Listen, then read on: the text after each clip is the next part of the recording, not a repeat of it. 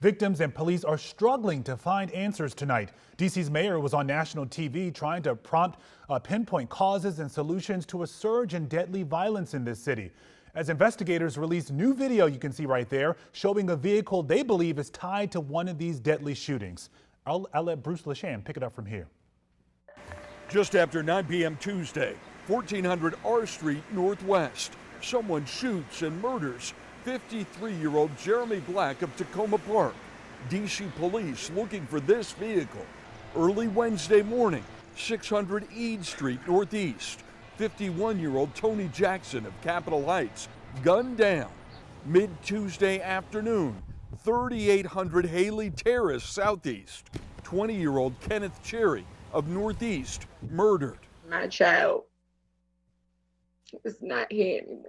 Juanita Glay's son Cassius is among the victims of a wave of violence in cities around the country.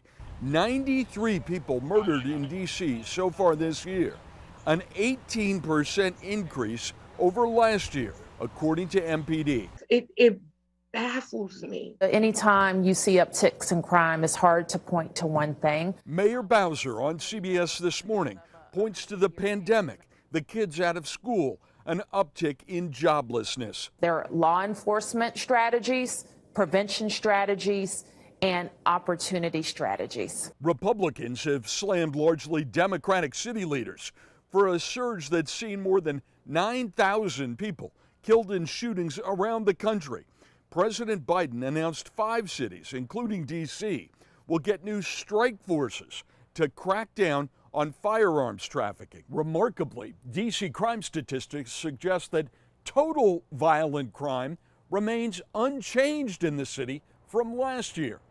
But for the families of victims, solutions to this burst of murders cannot come soon enough.